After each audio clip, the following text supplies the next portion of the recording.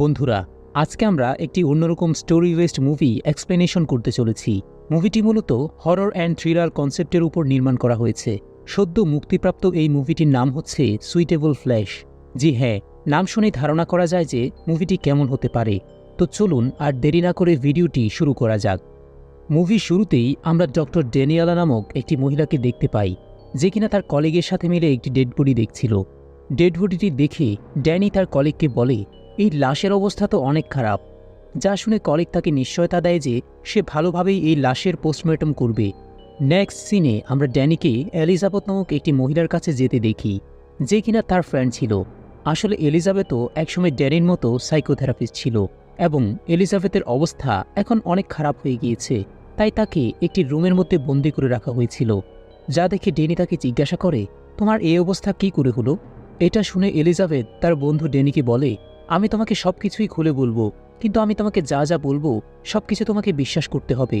যেন মনে না করতে পারো আমি তোমাকে যা বলছি সব কিছুই ফেক। এইসব শুনে ড্যানি তার বন্ধুকে বলে, তুমি চিন্তা করো না, আমি তোমাকে অনেক বিশ্বাস করি। আর এরপর এলিজাবেথ তার এমন অবস্থা হওয়ার আসল ঘটনা বলা শুরু করে। আসলে এলিজাবেথ যখন একজন সাইকোথেরাপিস্ট ছিল, তখন তার কাছে নানা ধরনের পেশেন্ট আসতো, আর এলিজাবেথও তাদেরকে ভালোভাবে ট্রিট করত। এলিজাবেথের তখন বিয়েও হয়ে গিয়েছিল এবং তার স্বামীর নাম ছিল এডওয়ার্ড। যাই হোক, এভাবেই তার দিনগুলো ভালোই কাটছিল। কিন্তু একদিন তার কাছে একটি নিউ পেশেন্ট আসে, যাকে প্রথম থেকেই অস্থির দেখাচ্ছিল। এলিজাবেথ তাকে পরে আসতে বলে। সে তাকে বলে, আমার আপনার সাহায্যের অনেক প্রয়োজন। আমি একজন স্টুডেন্ট এবং আমি আপনার সবগুলো বই পড়েছি। এলিজাবেথের ছেলেটির কথা শুনে তাকে জিজ্ঞেস করে, তোমার কি হয়েছে? যা শুনে ছেলেটি তাকে জবাব দেয় তার নাম এশা এবং তার পিতা একজন ডেমন, যে কিনা তার শরীর নিতে চাইছিল, যাতে করে সে এশার শরীর দখল করতে পারে। আর তাই এশা অনেক বেশি ভয় পেয়ে আছে। এইসব শুনে এলিজাবেথ তাকে বলে, এগুলো তো কখনোই সম্ভব নয়। যা শুনে এশা তাকে আবারও বলে, আমার যখন সিজার হয় তখনই আমার বাবা আমার শরীরে প্রবেশ করে। তৃতীয়বারের মতো যদি আমার সিজার হয়, তাহলে আমার বাবা চিরস্থায়ীভাবে আমার শরীরে নিজের জায়গা তৈরি করে নিবে। সম্পূর্ণ কথা শেষ করতে না করতেই এশার আবার সিজার আসে, আর সঙ্গে সঙ্গেই তার পার্সোনালিটি চেঞ্জ হয়ে যায় এবং সে অদ্ভুত আচরণ করা শুরু করে দেয়। শুধু তাই নয়, সে তো এলিজাবেথের সাথে ফ্ল্যাট করা পর্যন্ত শুরু করে দেয়। দেন এশা সেখান থেকে চলে যায়। যা দেখে এলিজাবেথের মনে হতে লাগে এশা মাল্টিপল পার্সোনালিটি ডিসঅর্ডারে ভুগছে, যার কারণে সে দুইটি ক্যারেক্টার বহন করে চলেছে। বাসায় আসার পর এলিজাবেথ তার স্বামীর সাথে ওই কেস নিয়ে আলোচনা করা শুরু করে, কিন্তু তার স্বামী তাকে এসব নিয়ে চিন্তা করতে নিষেধ করে দেয়। রাতে যখন এলিজাবেথ তার স্বামীর সাথে সহবাসে লিপ্ত ছিল, তখন হঠাৎ করেই তার এশার কথা মনে পড়ে যায়। আর সত্যি বলতে এসব তার কাছে ভালোই লাগছিল, অর্থাৎ বোঝাই যাচ্ছিল যে সে এশার প্রতি আকর্ষিত হয়ে গিয়েছে। পরদিন এলিজাবেথ এশার বাড়ি যায়, যাতে করে সে এশা সম্পর্কে ভালোভাবে জানতে পারে। এশার বাড়িতে যেতেই এলিজাবেথ বুঝতে পারে যে এশার বাড়ির দরজা আগে থেকেই খোলা রয়েছে, আর তাই সে কোনো কিছু চিন্তাভাবনা না করেই বাড়িটির ভেতরে ঢুকে যায়। বাড়ির ভেতরে যেতেই এলিজাবেথ তার বই দেখতে পায়, অর্থাৎ এশা তাকে কোনো মিথ্যা কথা বলেনি। এরপর এলিজাবেথ চেয়ারের এশার বাবাকে দেখতে পায়, যে কিনা এলিজাবেথের কাছে তার ওষুধ এনে দিতে বলে। ওষুধ খাওয়া মাত্রই লোকটি একেবারেই সুস্থ হয়ে যায়। বৃদ্ধ লোকটি সুস্থ হতেই একটি বই পড়া শুরু করে দেয়, যেখানে এলিজাবেথ অনেকগুলো ক্রিয়েচারের ছবি দেখতে পায়। বইটি সম্পর্কে এলিজাবেথ যখনই লোকটির কাছে জিজ্ঞাসা করে, তখনই লোকটি বলে, আমি এই সম্পর্কে সব কিছুই জানি, কিন্তু আমি তোমাকে কিছুই বলবো না। বৃদ্ধ লোকটি মুহূর্তেই এলিজাবেথের সাথে ফ্ল্যাট করা শুরু করে দেয়, যা দেখে এলিজাবেথ নিজেও ভারী অবাক হচ্ছিল। কিন্তু এই সুযোগে লোকটি এলিজাবেথের আঙুলকে চাকু দিয়ে আঘাত করে, যার ফলে এলিজাবেথের আঙুল থেকে সামান্য রক্ত বের হয়ে যায় এবং লোকটির এমন পাগলামি দেখে এলিজাবেথ ভয়ে তাড়াতাড়ি করে সেখান থেকে চলে যায়। এলিজাবেথ চলে যাওয়ার পরপরই লোকটির চাকুটিতে লেগে থাকা রক্ত ওই বইয়ের উপর রাখে এবং সঙ্গে সঙ্গে ওই বইটি রক্তগুলো শুষে নেয়। নেক্সট সিনে আমরা এলিজাবেথকে তার একটি পেশেন্টের সাথে দেখতে পাই, কিন্তু ঠিক তখনই এশা সেখানে চলে আসে। যা দেখে এলিজাবেথ তাকে জিজ্ঞেস করে, তুমি এখানে কেন এসেছো? যা শুনে এশা তাকে বলে, আমি আমার বাবার হাত থেকে নিজের জীবন বাঁচিয়ে এখানে এসেছি, আর আমি জানি আপনিই পারবেন আমাকে সাহায্য করতে। এইসব শুনে এলিজাবেথ এশাকে বলে, তুমি পুলিশের কাছে কেন যাচ্ছ না? যার উত্তরে এশা বলে, কেউই আমার কথা বিশ্বাস করছে না। যা শুনে এলিজাবেথ তাকে ওয়েট করতে বলে এবং নিজের পেশেন্টের কাছে যায়। কিন্তু কাজ শেষ করে বাহিরে এসে এলিজাবেথ এশাকে কোথাও দেখতে না পেয়ে অনেক বেশি অবাক হয়ে যায়। রাতে যখন এলিজাবেথ তার বাসায় ছিল, তখন হঠাৎ করে তার ফোনে এশার কল আসে, যে কিনা তাকে বলে, তুমি তাড়াতাড়ি আমার বাসায় চলে আসো, তা না হলে আমার বাবা আমাকে মেরেই ফেলবে। আর তাই এলিজাবেথ তার স্বামীর কাছ থেকে অনুমতি নিয়ে এশার বাড়িতে চলে যায়। বাড়িতে গিয়ে এলিজাবেথ দেখতে পায় এশার বাবা হার্ট অ্যাটাক করে মাটিতে পড়ে আছে এবং এশার হাতে ছুরি। যা দেখে তাড়াতাড়ি করে এলিজাবেথ বৃদ্ধ লোকটিকে ওষুধ দিতে যায়, কিন্তু এশা তাকে এসব করতে নিষেধ করে এবং বলে, আমার বাবার মৃত্যু হওয়া অনেক দরকার, কিন্তু কে শুনে কার কথা। এশার নিষেধ অমান্য করে এলিজাবেথ সেই লোকটিকে ওষুধ দিয়ে দেয়, যার ফলে লোকটি তাড়াতাড়ি সুস্থ হয়ে যায়। বৃদ্ধ লোকটি সুস্থ হয়ে উঠতেই এশাকে শক্ত করে ধরে এবং তার কানের কাছে একটি স্পেল পড়ে, আর তখনই তাদের সিজার হওয়া শুরু হয়ে যায়। এতে করে এশার বাবার আত্মা এশার শরীরে চলে আসে। তো এরপর সে এলিজাবেথের কাছে যায় এবং তার সাথে ইন্টিমেট হওয়া শুরু করে। এলিজাবেথও নিজেকে কন্ট্রোল করতে পারে না, কিন্তু হঠাৎ করেই সে এলিজাবেথের কানে সেই স্পেল পড়ে যায়, ফলে এশার বাবার আত্মা তার ভেতরে চলে যায়, কিন্তু সে বেশিক্ষণ এলিজাবেথের শরীরে থাকে না, অর্থাৎ সে আবারও নিজের ছেলে এশার শরীরের মধ্যে চলে যায়। এইসব দেখে এলিজাবেথ তখন তাকে জিজ্ঞাসা করে এগুলো কি করে সম্ভব, কিন্তু এশার বাবা তাকে কিছুই অ্যান্সার করে না।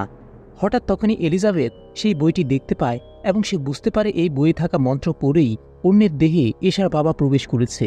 কিন্তু তখনই তার এশার বাবার দেহের কথা মনে পড়ে যায়, যার মধ্যে এশার আত্মা ছিল, কিন্তু এশার বাবা সেই শরীরকে এখনও কোথাও দেখা যাচ্ছে না।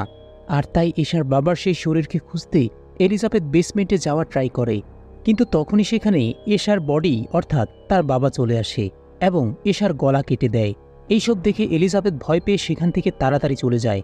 নেক্সট সিনে আমরা এলিজাবেথকে দেখতে পাই, যে কিনা তার সাথে ঘটা সব ঘটনা ড্যানিকে খুলে বলে, যা শুনে ড্যানি বলে, এসব বিশ্বাস করা অনেক কষ্টকর, কিন্তু তুমি তোমার স্বামীকে ধোঁকা দিয়েছ, তাই তোমার উচিত আগে তার কাছে সবকিছু এক্সপ্লেইন করা। যা শুনে এলিজাবেথ তার বাড়ি যায়।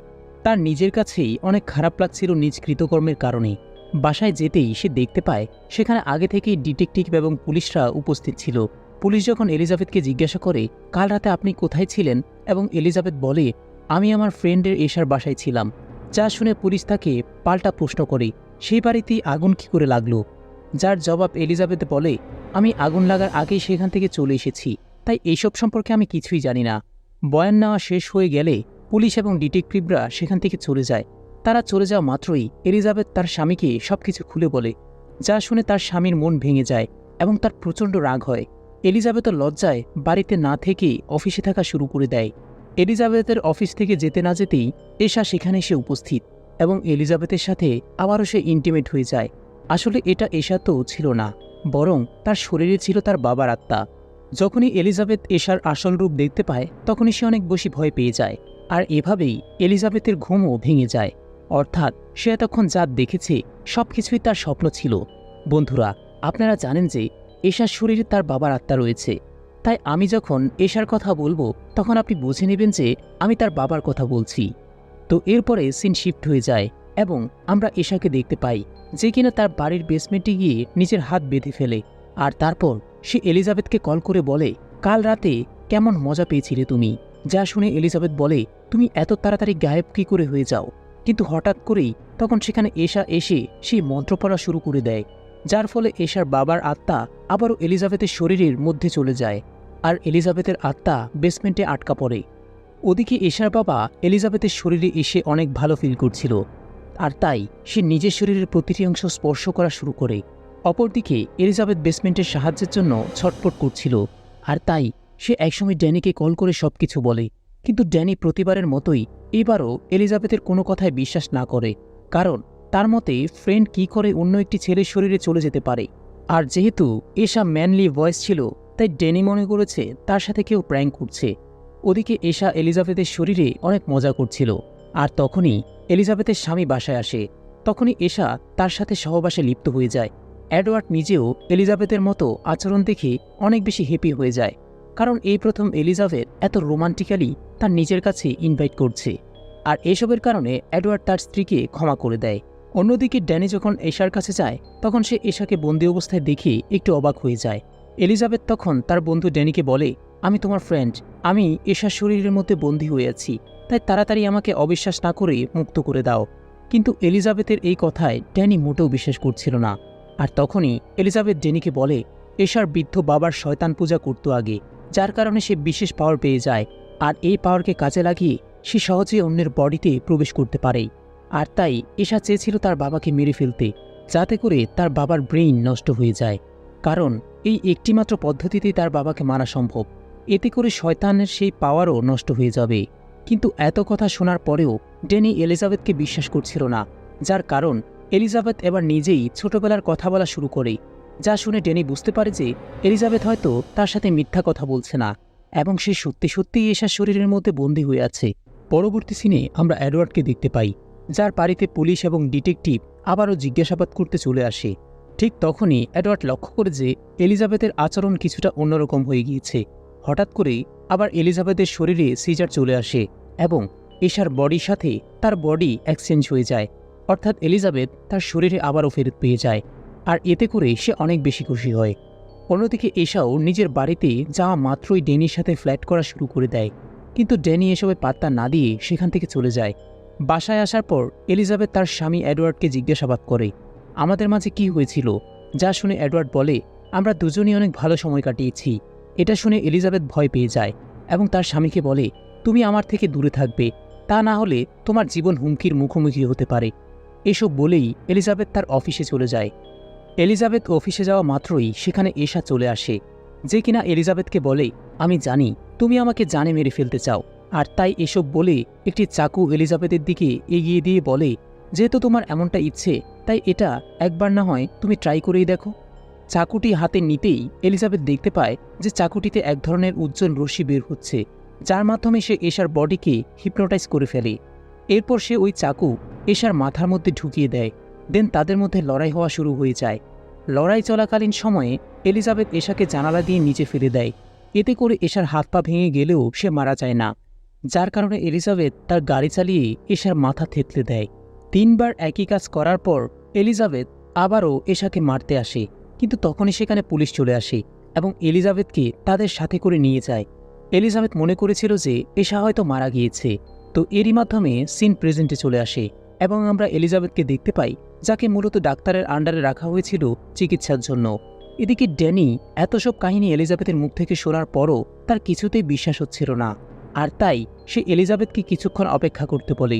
ওই পোস্টমর্টম রুমে যায় এবং যখন এশার বডি সেখানে এসেছিল, ডাক্তার যখন পোস্টমর্টম রুমে এশার লাশের উপর পোস্টমর্টম করছিল, তখন হঠাৎ করে সে দেখতে পায় যে এশার ভেতরে কিছু একটা প্রাণ আছে, অর্থাৎ সে এখনও মারা যায়নি। আর এটা দেখে ডাক্তার অনেক বেশি ভয় পেয়ে তাড়াতাড়ি সেখান থেকে পালায়। আর এরপর এশার শরীরে আবারও সিজার আসে, আর এটাই তার শেষ সিজার, কারণ এরপর সে চিরস্থায়ীভাবে এলিজাবেথের শরীরের মধ্যে নিজের জায়গা তৈরি করে নেবে। আর এভাবেই এশার বাবার আত্মা আবারও এলিজাবেথের শরীরের মধ্যে চলে আসে, আর এলিজাবেথ আত্মাটি এশার মৃত্যুশয্যা দেহের মধ্যে প্রবেশ করে। বৃদ্ধ লোকটির আত্মা এলিজাবেথের শরীরে প্রবেশ করার মাধ্যমে এলিজাবেথ ডাক্তারের সাথে ফ্ল্যাট করা শুরু করে দেয়, যা ডাক্তারের কাছে অদ্ভুত মনে হচ্ছিল। সে বুঝতে পারে যে এলিজাবেথের শরীরে অন্য কারো নিয়ন্ত্রণ চলছে, তাই সে বিষয়টি নিশ্চিত করতে এলিজাবেথকে জিজ্ঞাসা করে, আমার নাম কি? কিন্তু এর জবাবে এলিজাবেথ কিছুই না বলতে পারায় ড্যানি বুঝে যায় যে আসলে এলিজাবেথের মধ্যে অন্য কেউ আছে। আর তাই সে গার্ডদেরকে ডেকে আনে এবং এলিজাবেথকে সেখানে আটকে রাখতে বলে। এই সুযোগে ড্যানি পোস্টমর্টম রুমে চলে যায় এবং মৃত্যুশয্যার লাশ থেকে বুঝতে পারে যে এর মধ্যেই এলিজাবেথ আছে, যে কিনা মৃত্যুর যন্ত্রণায় ছটফট করছে। সবাই তাকে বাঁচানোর জন্য নিজের সর্বোচ্চ দিয়ে চেষ্টা করে। এলিজাবেথের নিঃশ্বাস তো চলছিল না, কিন্তু তখন তার ব্রেন কাজ করছিল। অন্যদিকে এলিজাবেথের শরীরে থাকা এশার বাবা গার্ডদেরকে মেরে ফেলে এবং রুমের থেকে বাহিরে বের হয়ে আসে, যা দেখে ড্যানি এলিজাবেথের শরীরের সাথে লড়াই করা শুরু করে দেয়। কিন্তু তখনই এশার বাবা, যে কিনা এলিজাবেথের শরীরে ছিল, সে ড্যানির কানের কাছে গিয়ে মন্ত্র পড়ে, আর সঙ্গে সঙ্গে ড্যানির আত্মা এলিজাবেথের শরীরে এবং এশার বাবার আত্মা ড্যানির মধ্যে চলে যায়। ওদিকে এলিজাবেথের আত্মা, যে কিনা মৃত্যু যন্ত্রণায় কাতরাচ্ছিল, সে এলিজাবেথের অর্থাৎ তাকে এই কষ্টের থেকে মুক্তি দিতে, তাই ড্যানি এলিজাবেথের আত্মাকে শ্যুট করে মেরে ফেলে। আর অতঃপর তারা এশার বাবার আত্মার মধ্যে আবারও লড়াই শুরু হয়ে যায়। তো এরপর আমাদেরকে কিছুদিন পরের সিন দেখানো হয়, যেখানে আমরা ড্যানিয়েলাকে দেখতে পাই, যে কিনা এলিজাবেথের স্বামীকে সান্ত্বনা দিয়ে বলে, আমি এলিজাবেথের বোনের মতোই, তাই কখনো কোনো কিছুর প্রয়োজন পড়লে অবশ্যই আমাকে জানাবেন। এরপর ড্যানি ওয়াশরুমে গিয়ে এশার বাবার মতো করে ধূমপান করা শুরু করে, যার মাধ্যমে বোঝাই যাচ্ছিল যে শরীর তো ড্যানির, বাট এর মধ্যে এশার বাবার আত্মাই রয়েছে। মানে এশার বাবার আত্মাকে কখনোই আর মারা সম্ভব না, কারণ সে নিজের শরীর বদল করতে পারে। আর এভাবেই একটি অমীমাংসিত কাহিনীর মাধ্যমে এই মুভিটির সমাপ্তি ঘটে। ভিডিওটি যদি ভালো লেগে থাকে তাহলে লাইক দিন এবং চ্যানেলটিকে সাবস্ক্রাইব করতে ভুলবেন না।